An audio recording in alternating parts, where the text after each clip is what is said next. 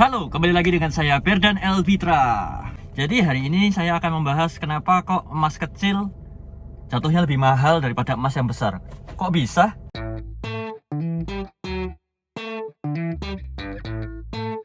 Oke teman-teman, jadi gini ceritanya. Kalau emas itu kan kita produksi dari pabrik ya, kita dapat emasnya aja. Kalau kita jual juga yang dihargain cuman emasnya aja. Itu sebabnya kenapa kok harga jual sama harga buyback itu harganya beda. Ya karena ini, jadi kemasan itu nggak dihargai sama toko emas. Yang dihargai hanya emasnya saja. Nah, yang jadi masalah gini, ketika emas kecil, emas dicetak kecil, setelah itu dikemas menjadi kemasan yang bagus dan cantik, kemasannya itu kan bayar ya, ada plastiknya, ada kertasnya, ada sertifikatnya, dan semuanya, lisensinya semua ada. Jadi otomatis kita harus membayar lisensi itu semuanya, yaitu berupa kemasan. Contohnya misalnya kayak emas yang ukuran setengah gram misalnya, biasanya ongkos cetaknya setengah gram itu 100.000. Terus ongkos cetaknya yang 1 gram itu biasanya rata-rata sekitar 50-70.000. Jadi kalau misalnya dijual, ya dikurangin aja ongkos cetaknya, gitu ceritanya. Jadi rata-rata ya, itu angka rata-rata. Kadang ada yang di bawah jauh, ada yang di atas. Jadi saya nggak bisa memastikan harganya berapa. Tapi yang pasti ongkos cetak itu ada. Nah kalau beli emas kecil-kecil, otomatis ongkos cetaknya lebih banyak. Nah kalau emas besar kan satu batang, cetaknya cuma satu kali. Jadi ya bayarnya cuma satu kali aja. Misalnya kayak 10 gram, itu ongkos cetaknya cuma 35.000 per gram.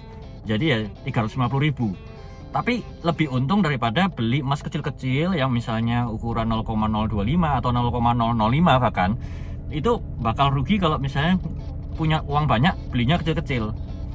Lebih baik kalau punya uang banyak beli maksimum ya, maksimum paling gede itu 25 gram. Jangan lebih dari 25 gram. Kenapa kok jangan lebih besar daripada 25 gram? Alah, ngomongnya kok susah.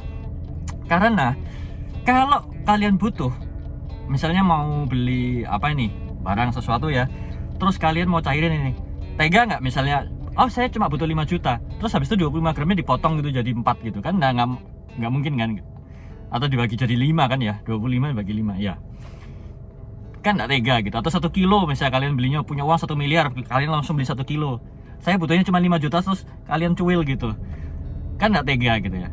Lebih baik beli yang kecil-kecil. Jadi ukuran yang paling pas itu 1 gram sampai 25 gram. Itu pas banget kalau kalian punya duit. Kelebihannya adalah kalian gampang untuk nyairinnya. Nah, kenapa kok saya menyarankan untuk teman-teman belajar menabung dengan 0,005 atau emas-emas yang kecil lainnya gitu ya.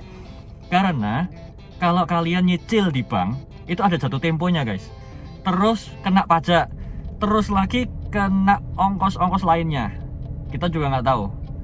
Kalian menyicil, misalnya kalian nyicil 5 gram, kalau kalian nggak ada pemasukan yang tetap, terus habis itu pemasukannya misalnya berkurang atau kebutuhan hidup ini bertambah, misalnya ada yang sakit, saya nggak berharap ya, saya berharap semuanya sehat, tapi namanya hal-hal negatif itu bisa terjadi, tiba-tiba ada kecelakaan lah, hal-hal yang tidak diinginkan lah intinya gitu ya.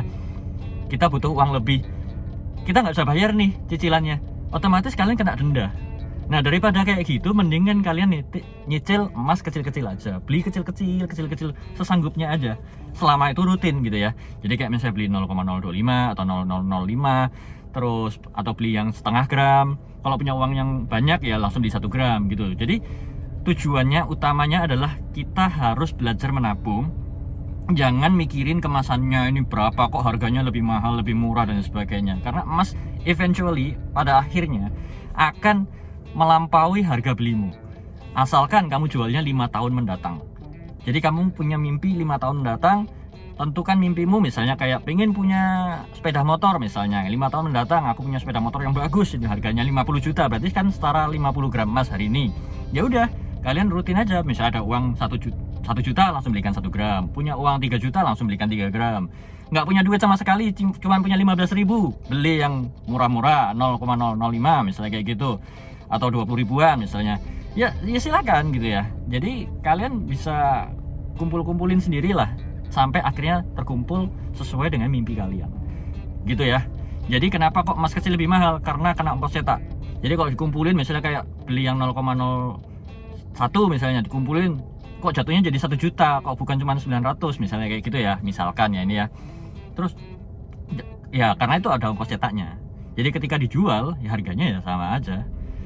Ya mau beli yang 1 gram 1 batang atau mau beli yang 0,01 ditambah 0,02 ditambah 0,5 ditambah 0,0025 dan lain sebagainya sampai akhirnya 1 gram itu jauh lebih mahal. Betul, Anda nggak salah karena itu memang ada ongkos cetak. Tapi perlu diingat kalian sudah untung dari tidak ditagih-tagih oleh bank.